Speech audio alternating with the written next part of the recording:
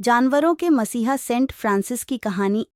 एक बार की बात है, एक हरी भरी घाटी के बीचों बीच बसे एक छोटे से गांव में सेंट फ्रांसिस नाम के एक दयालु संत रहते थे। वह छोटे बड़े सभी प्राणियों के प्रति अपने अटूट प्रेम के लिए दूर दूर तक जाने जाते थे। सेंट फ्रांसिस के पास एक उल्लेखनीय उपहार था, जानवरों के साथ संवाद करने की क्षमता। हर सुबह जैसे ही सूरज की पहली किरणें धीरे से गांव को चूमती थीं, सेंट फ्रांसिस अपनी दिनचर्या में लग जाते थे।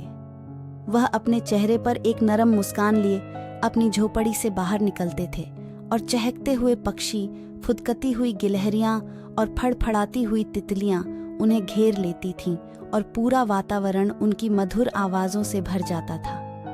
वे सब प्यारे जानवर उत्सुकता से उनके चारों ओर इकट्ठा हो जाते और संत के कोमल स्पर्श और सांत्वना देने वाले शब्दों की प्रतीक्षा करते। जानवरों के साथ संत के खूबसूरत संबंध की चर्चा पूरे देश में फैल गई और जल्द ही दूर दूर से जीव जंतु उनका प्यार पाने के लिए उन्हें ढूंढते हुए उनके पास आने लगे। सेंट फ्रांसिस घायल और अनाथ जानवरों के लिए एक आश्रय बन गए। एक दिन जब सेंट फ्रांसिस चल रहे थे तो उन्होंने नदी के किनारे एक घायल हिरण को देखा। उसका पैर एक फंदे में फंस गया था, जिससे हिरण को अपार पीड़ा हो रही थी। बिना किसी हिचकिचाहट के संत घायल प्राणी के पास बैठ गए और उसे अपनी शांत वाणी और कोमल स्पर्श से शांत किया। बड़ी सावधानी से उन्होंने धीरे से हिरण को फंदे से मुक्त किया और उसके घायल पैर को वापस स्वस्थ कर दिया। सेंट फ्रांसिस के चमत्कारी उपचार की खबर जंगल की आग की तरह फैल गई और जल्द ही सभी प्रकार के जानवर उनके ज्ञान और करुणा की तलाश में उनकी झोपड़ी के पास इकट्ठा होने लगे। उनके कंधों पर पक्षी बैठते थे, गिलहरी उनकी हथेलियों में बैठती थी और खरगोश उनके पैरों के चारों ओर फुदकते थे। गांव एक सामंजस्यपूर्ण जगह में तब्दील हो गया था, जहां जानवर और इंसान पूर्ण सद्भाव में रहते थे। सेंट फ्रांसिस अक्सर एक पेड़ के नीचे बैठकर घंटों बिताते थे। वे अपने प्यारे चार पैरों वाले और पंख वाले दोस्तों के साथ कहानियां और हंसी मजाक साझा करते थे। ऐसा लगता था कि पशु पक्षी उनके हर शब्द को समझते थे।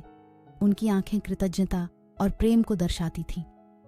संत ने जानवरों को दया, करुणा और प्रकृति के साथ सद्भाव में रहने के महत्व के बारे में सिखाया। एक बार एक भयानक तूफान ने गांव को बिल्कुल तहस नहस कर दिया। दूर दूर से जानवरों ने सेंट फ्रांसिस की कुटिया में शरण ली। वे एक दूसरे से गले मिले, वे एक दूसरे की उपस्थिति में सांत्वना पा रहे थे। सेंट फ्रांसिस ने इन डरे हुए और कांपते जीवों के लिए अपने दरवाजे खोलने में संकोच नहीं किया और उनका खुले हाथों से स्वागत किया। सेंट फ्रांसिस और जानवरों के बीच का बंधन हर गुजरते दिन के साथ मजबूत होता गया। प्रकृति के साथ संत के गहरे संबंध से प्रेरित इस असाधारण नज़ारे को देखने के लिए आसपास के गांवों के लोग आने लगे। जैसे जैसे साल बीतते गए, सेंट फ्रांसिस का प्यार और करुणा का संदेश दूर दूर तक फैल गया। उनकी शिक्षा लोगों के दिलों तक पहुंची, जो प्रेरित होकर जानवरों के साथ दया और सम्मान के साथ व्यवहार करने लगे। जो गांव बिल्कुल ही टूटा फूटा था और जहां के लोग एकदम गरीब थे, जानवरों के साथ प्यार से रहने के कारण उस गांव के लोग एक संपन्न समुदाय के रूप में विकसित हुए और वह गांव एक ऐसा स्थल बना जहां मनुष्य और जानवर शांति से एक साथ रहते थे। और इसलिए जानवरों की भाषा बोलने वाले संत सेंट फ्रांसिस की जीवन की कहानी सदियों से जिंदा है। सभी जीवित प्राणियों के प्रति उनके अटूट प्रेम और गहरे सम्मान ने दुनिया को सद्भाव का सही सार सिखाया। उन्होंने हमें याद दिलाया कि करुणा की कोई सीमा नहीं है और प्रेम की भाषा सभी प्रजातियों से परे है।